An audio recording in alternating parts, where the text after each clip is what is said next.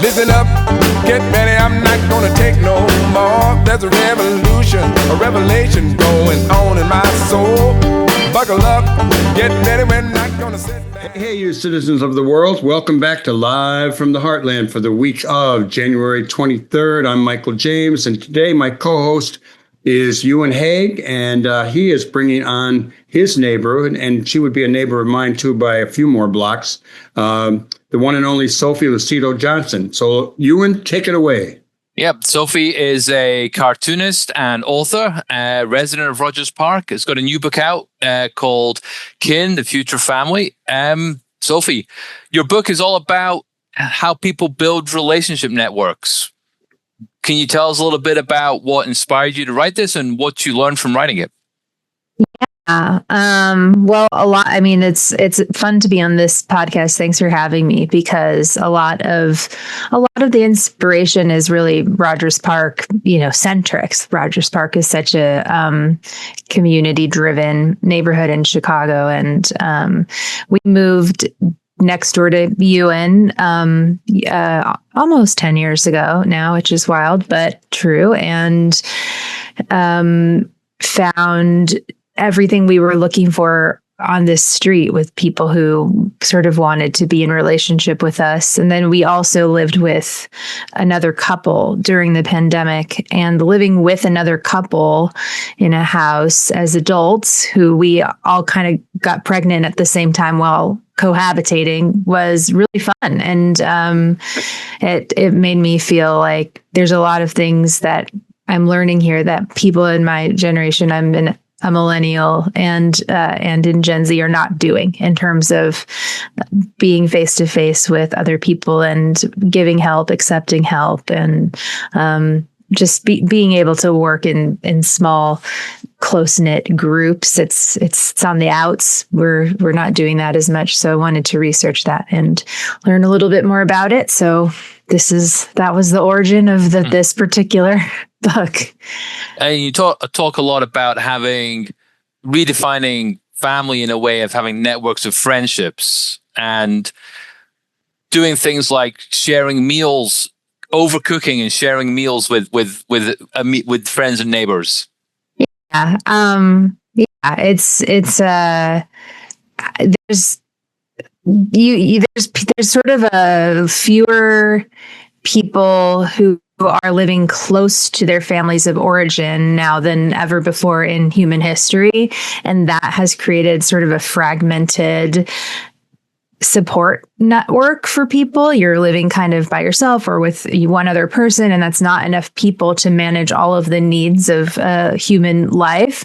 So the question then becomes, well, if we aren't going to be anytime soon moving closer to our parents or grandparents, also if we're having kids much later in life and our parents are less able to support us, or grandparents less able to support us, then how can we use what we have to create systems of help? So then that becomes sort of the redefining of family through having lots of very close friends who are around you when you're really messy. I think a lot of it has to do with being around people when they're not their best and staying.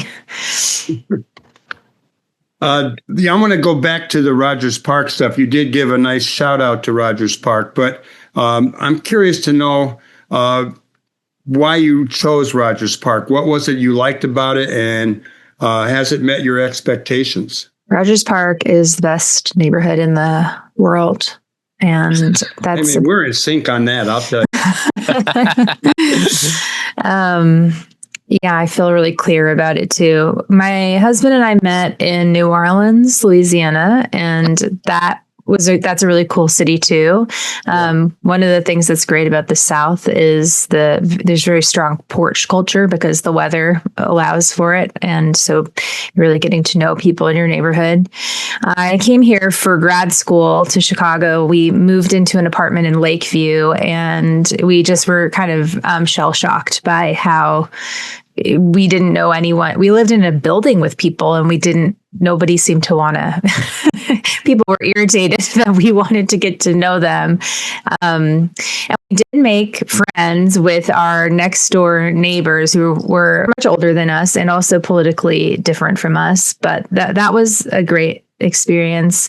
But I was coming up north from Lakeview a good amount. And every time I would be in Rogers Park, I just got this vibe like, oh, this is different. This is a place where I think people are saying hi to each other. And there's just more of the first time Luke and I came up here actually was my teacher at the Art Institute, Peggy McNamara, who she's the artist at the Field Museum, the resident artist there. She was teaching me scientific illustration. She invited us to her sister's house on Ridge Avenue. It's that big house on Ridge in Greenview that if you saw it, you'd be like, oh yeah, that huge house. It's a very historic house. Yeah, in the neighborhood. And she invited us to that house for Easter. So we went to that house. We biked up from Lakeview and everyone was barefoot and there were like 100 people, over 100 people, and they hid 1,800 eggs in the backyard. And there were all these kids, and just the sort of man who owned the house is Mike Tobin. He's pouring champagne. He doesn't even know who we are. Oh, we're so glad you're here. There's just this ebullient, joyful, welcoming. There's music, like people playing instruments. And I was like I want to live here. I want to live in Chicago, but I want to live in this neighborhood where people are this amount of welcoming. So now we live, not too far from that house. You cover a lot of this in your book, Kin, The Future of Family. If we go back to New Orleans, you talked a little bit about going there right after Katrina to feel the need to rebuild as a young, just after graduation, but also in retrospect, you feel that was somewhat a naive decision. And you talk a little bit about that in the book. I was wondering if you could, with the politics of the rebuilding of New Orleans has obviously been something in the last 20 years, which has attracted a lot of attention. But I just wondered, sort of looking back now, obviously you met your husband and that was, you've got some wonderful connections there, but that kind of role that your generation wanting to do good in the world, to quote Mike, maybe in retrospect did not have the impact you'd hoped. I mean, that was 2007, 2008 era. So Katrina was 2005. So it was like the city was rapidly rebuilding, and I'm from the West Coast, so I really didn't know anything about anything, and I was a child, and we kind of got this message that I was recruited by Teach for America, and that was a moment where Teach for America was really prestigious because of the economic crisis, that the recession. So there were very few jobs for people coming right out of college. And this felt like, oh, I could go be a teacher and also do something helpful and sort of get a career kick started. And, there's this sense that people need us, like our Americans need us in New Orleans. But what was really happening, of course, we know now, is the mass firing of over 2,000 Black educators who were from New Orleans being replaced by sort of lawless charter school system. The entire city was charterized. There's no public schools. By the third year I was there, they were all gone, and just replacing all of these veteran educators whose union was decimated by the storm with young white transplants who were eager to be quote unquote helpful, but really it allowed the furthering of the economic agenda of people who had sort of a theory about, this is shock doctrine economics. This is this like idea that if something really truly devastating happens to a community, people are so off their guard that radical change can happen, but not in such, but at the expense of history or at the expense of what is wanted by the people who live in that community. And I unwittingly sort of became a pawn in that. Let me jump in with that. Yeah. Who was messing with the schools? Was it Vallis? Wasn't he running the schools down there at that time? Yes. Yes. And it was also not a one individual. It's Chicago School of economists who went in there and were sort of like, let's do this. Let's knock this to the ground. And they were very successful at knocking it to the ground, not successful at reforming the schools to make them better for children or their families. And really what they did was perfect the school to prison pipeline, which really in Louisiana is totally, and I mean, this is going off the rails a bit, but it certainly was eye-opening, and that's all really negative. But what I could say that was positive was within 2 years, to me, it was clear that this was not good, what we were doing, but also that leaving would unceremoniously would also not be like the right move.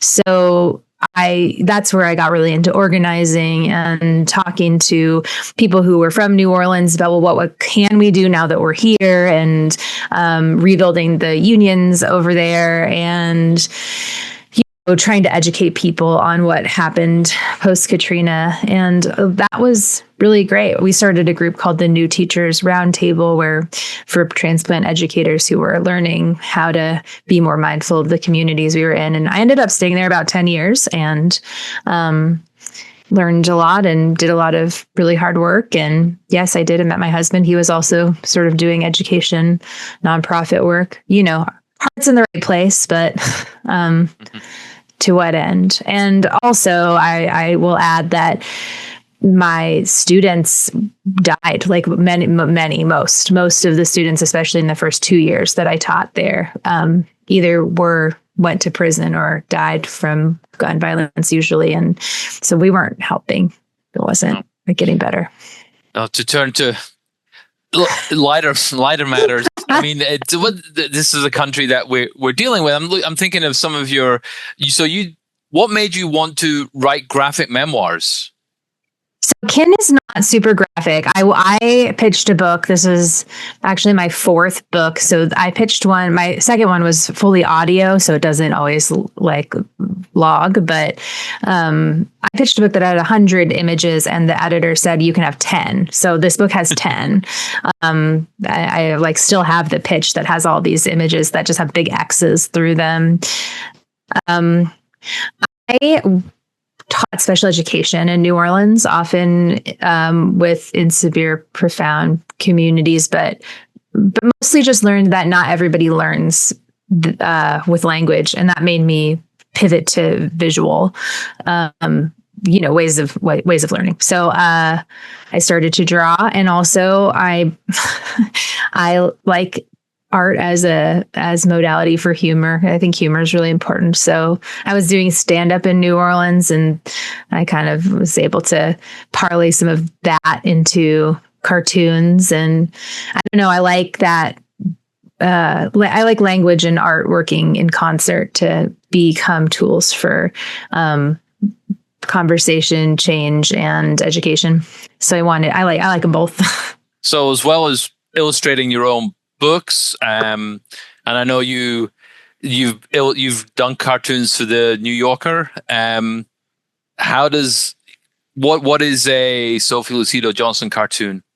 It's we're on audio medium, right? So you have to. No, we're on both audio and visual. Okay. Elements. What are the elements? So I have my like every year I buy the calendar, the page a day, and they don't tell us. The New Yorker doesn't tell us if you're in the page a day, so you get it, and then you flip through to see. So all of these pages you see behind me are about a dozen that just popped up in the page a day. Here's one of them. This is one that I wrote. It's a woman, and she has her baby strapped to her front on her little baby wearing, and she's on the red carpet, and the person on the red carpet is asking, "Who are you wearing?" Because she has a baby on her, but who are you wearing? Like them. Can I ask you about the world of cartoonists? Yeah, please. And the politics of it. I mean, we can go back to Al Cap. Then I know there's some guy, Dilbert or something, which I never really followed. God. Some right-wing guys doing cartoons. Tell us about what you know about the world of cartoons. What's the market for cartoons, etc.? mostly right-wing guys don't do cartoons. It's very like, I mean, that's not the typical cartoonist profile. That Dilbert guy is an anomaly. That's how we know about him, because he's an anomaly. But it's so, the New Yorker's been publishing cartoons. They still call them drawings since its inception. In the 1920s, when they started publishing cartoons, the artist would sell the drawings, not the caption. So they'd send those drawings to humorists who would write captions for the cartoons. It wasn't one person doing both of those pieces. So, it wasn't until the late 40s that it turned into this, like, you write a joke that is they're called gags. It's a single panel, type of joke writing. It is one of the only, but the New Yorker continues to be one of the only cartoonist paid jobs. It's very hard to be paid to be a cartoonist, and especially in a post-print newspaper era where the comic strip is no longer alive in this way that it was even 10, 20 years ago. 20 years ago was quite alive. It's not anymore. It's just sort of a different landscape. But I teach a comics class at SAIC, and there is a new comics masters at SAIC now, that's really cool. Which suggests that the medium is actually thriving. I just don't know that people are making a lot of money on it, but people are doing it, and it requires a certain level of obsession and joy. Yeah. So before the show, we talked briefly. I said I knew a couple of New Yorker cartoonists going way back, Carl Rose and Whitney Darrow. But I just remembered that when I was a kid growing up in Connecticut, I went to the YMCA, and on Saturday mornings there was a cartoon class, a guy named John Nagy. And he would, had a big pad up there and draw, and we'd all have our pad and draw. And I don't know if you've ever heard of him, but I'm just wondering is there a lot of camaraderie and interconnection between cartoonists? Yes. Yes, people. Yeah, I'm looking at these artists. Thanks for introducing me to all three of these guys. I'm not super familiar with this era of cartoonists. They're way old. Yeah. Older than me. They're really cool. These are all, I'm looking at them now, all really, really classically trained.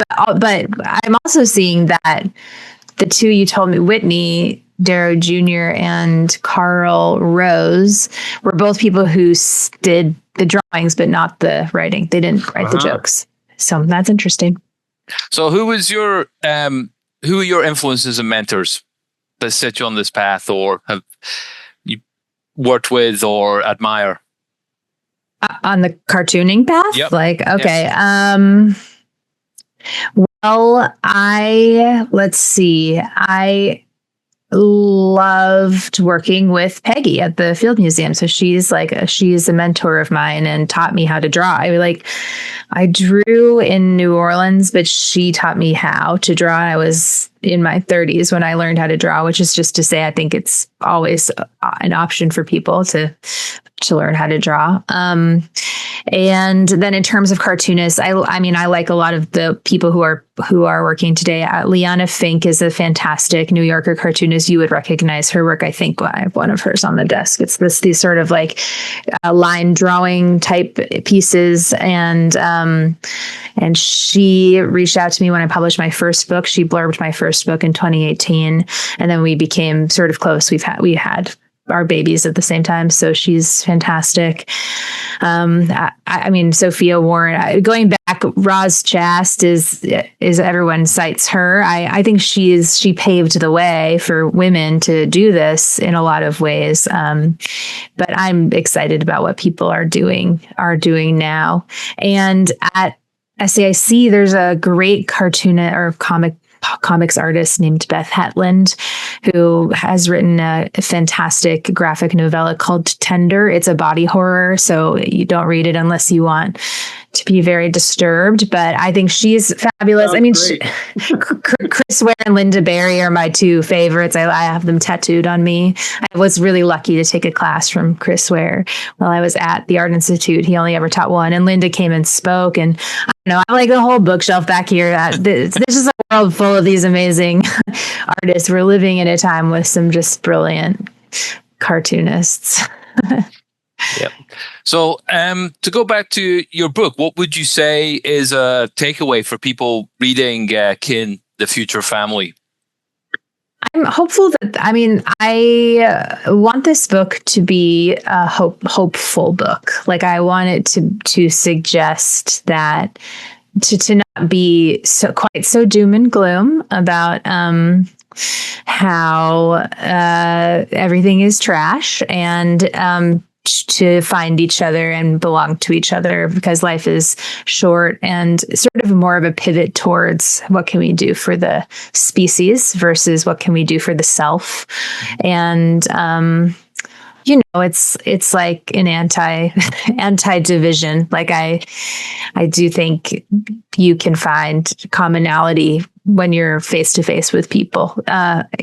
It's very easy to lose sight of the humanity of other people when you're online or in a car, which I think one of my fun theories is that the internet and cars are the same thing. We talked earlier about Rogers Park, and I'd like you to share with us a little information about having chickens. Can you tell us about what it's like to be an agricultural type person in an urban environment? We have chickens. We have right now 7, maybe 8. I guess I have 7. I think we have 7. And we've taken in a lot of strays. So people have thrown chickens into our yard because they know we have them, and then we are stuck with them. It's happened more than twice. It's been great. I always wanted chickens. I had them in New Orleans, and I wanted bees, and we liked this house because it had a nice big yard. And actually, the person who owned the house before us, Curtis, had a big shed attached to the garage that we just let be the chicken coop. We just transformed that into the chicken coop and threw some chickens in there. And we've learned a lot about chickens. I mean, I could go on about that for an hour, but like, to tie it back to the book, I've met so many people through our chickens, just people who want to talk about our chickens. So anytime I'm out in the yard, someone will be like, "Oh, okay, do you want to talk? Can we meet your chickens?" Or, we've met a lot of people that way, and that's just been a gift. I make a little newspaper for them called the Coop News that I distribute. It's been a while since we've had an issue, but it'll come back. Yeah, you can pick it at the chicken viewing window, where people can walk past and ogle the chickens. But yeah. You talk again, and Kin, you talk about just saying hello to someone on the street makes a big difference to build a neighborhood. Yeah, that's the thing to do, to say hello and learn people's names. It's like so easy is the thing that is strange about. I mean, I think it really isn't that hard the fear is like fear of being rejected, and people do get rejected. So you have to be able to know that not everyone wants to engage the way you do, but I think most people do. And I used to go to Prayer Porch every morning, that Easter house. I used to go there every morning at 6 a.m. And I would always, every time I'd walk home from Prayer Porch, I would just decide I was going to cross over the street to say hi to whatever strangers I would see. And maybe because I'm a gorgeous woman, the response was very positive. So I don't know. Say hi to people. Sophie Lucido Johnson. We're going to run out of time, but I'd love it if you could give us about a minute's worth of encouragement, given the seriousness of issues that you and all of us are facing in the world these days. Euan wanted me to tell you, or to tell you, and I don't know if this is the time, but I am just going to say it since we're running out of time, Euan, is that when the Heartland closed, we bought the big sandwich board that used to be outside that said Heartland Cafe now open. And so that's like in our front living room area. The Heartland was my favorite place to go. So also all of our chairs are Heartland chairs, and we just our family is a big. My husband's, I think, worked on maybe even your house. I'm not sure. Like, just definitely we love Heartland. And that's not an answer to your question, but it is sort of in a way, because it's like we're surrounded by people who are loving and amazing and have created beautiful things, and everyone has a fantastic story to tell. So get to know your neighbors. So, Mike, let me just... So, Sophie, in addition to your books, you have T-shirts and calendars and stickers, and you have the full merch with your unique style. Where can people find out more about your products and your work? SophieLucidoJohnson.com. I'm on Instagram at Sophie Lucido Johnson, and I have a newsletter called You Are Doing a Good Enough Job that you can subscribe to, and I'll tell you that you're doing a good enough job. Thanks so much for coming on. Thanks for having me. You have all those Heartland chairs. I got tables. Maybe we could do something. You got mugs as well, Mike. I've often wondered where all that stuff went. I mean, I have some of it. I want to thank